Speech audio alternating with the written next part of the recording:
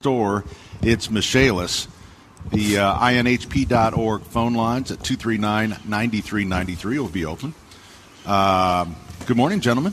Hey, boss. Good to be here, but I'm sorry it's under such the purposes for that. You're going to Father Glenn's services today. I am going to, and thank you very much for hanging out here with Denny. I'm happy to be here, and God bless that man. I tell you, I know how he's affected your family and how he affected so many people, but I can tell you, Pat, the racing community is just completely saddened. All the way down, the IndyCar Series is down in Texas, and all the social media, everybody's down there is talking about Father Glenn, and obviously a lot of the fans here in central Indiana, he affected so many people, and I mean, you're well aware of the respect and love people have for him. Yeah, it is. You know, he is a priest of the people. Oh, yeah. Never said no. That's well said. Never said no. And I was sharing with you fellas, he sent an email out on Thursday to his men's club at St. Susanna. So obviously he has Wi-Fi now. Right, yeah. So that's good to know. Now this is post-mortem. After we've lost him, he had this all set up to send it out. I'll just read one line. All right. Hi, guys. What? You thought you'd get rid of me that easily? Rookies. He's known for a long time. I mean, this was diagnosed a year ago? Yeah. Golly. Yep. But didn't want really spread around because he wanted to continue his ministry, which he did, all the way up to, I mean, at Christmas time, he had the kids out from St. Susanna as being part of the WIBC Radiothon to benefit the Salvation Army. They come out every year, and Glenn, you know, we always tease him about he's, you know, directs the choir, which couldn't be anything further from the truth. Right. I saw Monsignor Shadle is the homilist for Glenn's Mass, and I think Glenn would be concerned about that. So that he was a bit of a rebel. He really was. I mean, not a rebel, but he had his own way of irritating the hierarchy. Well, he's a really good priest.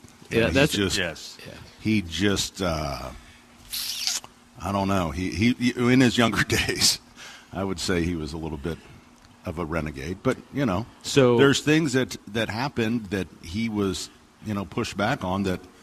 So your relation is your mother and his mother were sisters. Sisters, right? Got it. Yep. Okay. Aunt Eileen. So, but but you really think of all the, you know, it just makes me smile because there's just so many stories. And Dave, you have stories. That you were telling us about at the Speedway.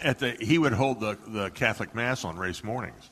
So I go to Catholic Mass one race morning, and I get done. And I mean, it was busy, so I didn't really have a chance to say anything to him, but he saw that I was there. And later on in the afternoon, or that morning, I'm waiting on my golf cart to interview somebody, and I feel my hat move.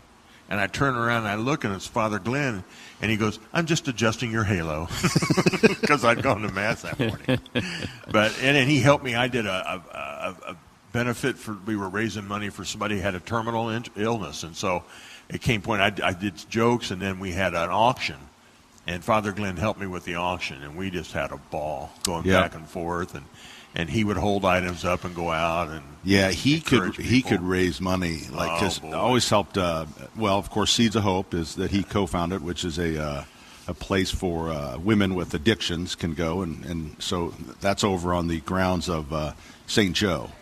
But then he also was the Miracle Place, which is he was very fond of, and place for kids to go after school on the east side, and so he was always the auctioneer. So I was there about 3 years ago, and he goes, "Hey, come here," and he just hands me a sheet. Goes, "Here, you do half of these, I'll do the other half." Yeah. All right, Glenn. Well, he is somebody we can all aspire to be. Yep. Amen to that. And to try to leave the impact that he left. And you know, when you lose somebody like that, you think, you know, it's sad, and obviously it's sad, and we'll all miss him. But a lot of times I feel guilty for being sad about something like that, and because now he's in a better place. Yep. So, and if you he's obviously got Wi-Fi. And he's got Wi-Fi. He's got the internet, for crying out loud. So off you go. So God bless Father Glenn.